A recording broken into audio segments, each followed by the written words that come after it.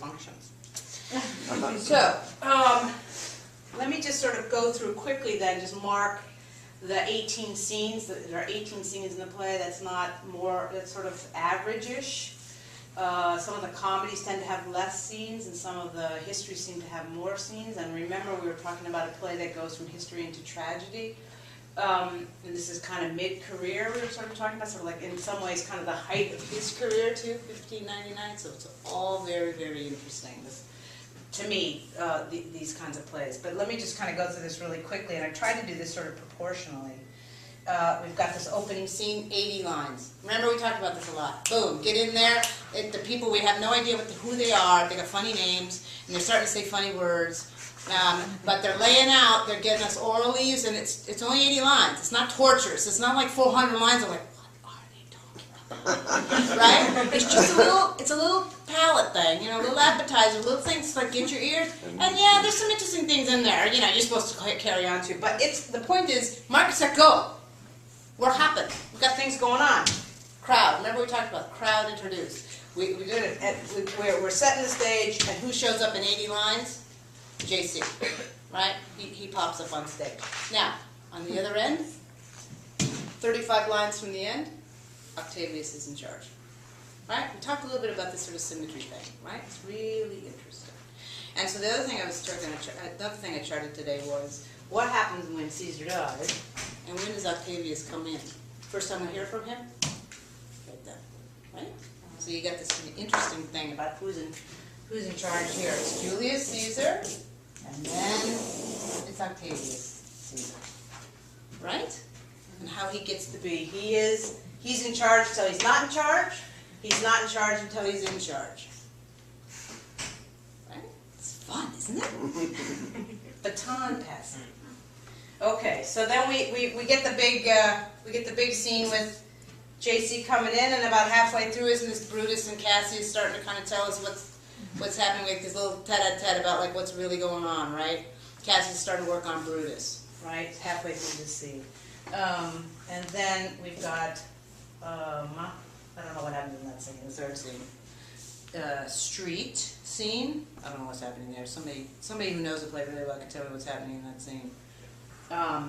We get to Brutus's orchard. Can you kind of see, I shouldn't have done this because it's kind of big, take away, big. You can see a kind of sort of setup to go toward the big thing, pull away from. You can see even a little bit of the structure of that. A little bit, you can begin to see a little bit more in the second act too, right? Just the way it feels, like how much you need right now. Take it away, head to the big thing. Take it away, head to the big thing. So that we have enough energy, emotional energy, to absorb the big argument that's about to take place, right? You can't have it just going. We can't, as my grandmother would say, I'm full to here. I can't take it. Where's the intermission? I can't take it anymore.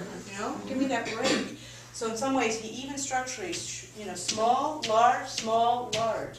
It's interesting, that sort of back and forthness of, okay, that it creates a kind of energy. It generates attention, and a way to sort of be able to, you have a certain limited amount of time to get certain information in, that you got to hold, you've got to deliver it so it's held long enough to be picked up again in the next scene. That's how it works, right? That's why following words is kind of fun and interesting. Then you got a whole series of little scenes coming up, and then of course the big scene in the form. So you can kind of see this, whatever it is, this. Sort of interesting, isn't it? Right? So here's the big et tu, brute moment. Right? Again, on a dime. Right? He's the last one to stab. He's the one that, once he does it, the whole thing, like tipping point thing, it all collapses from that, right? In a way. And blah, blah, blah, and then you're at the end of the act. So, we have the big funeral scene, right? We've got Mark Antony here, in his big speech, right? Where he just kind of like delivers the goods and says, yeah, that was all fine and good, but, gotta watch the word but. All fine and good, but. Right? That's not going to be a good shoe that drops, right? And then we have a whole series of little things that happen. This is Brutus in the tent, right? Big scene, right? And just little, until you get to the end. You've got, so you've got an interesting little, again, a rhythm, and you can see it's faster in the second act, right? That wonderful Herman Hermit song, right? I'm Henry VIII, I am, right? The second verse a little bit faster, a little bit worse, right?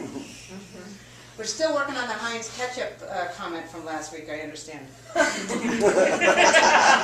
took some people by surprise. Anticipation. Yeah, right, you're right, right.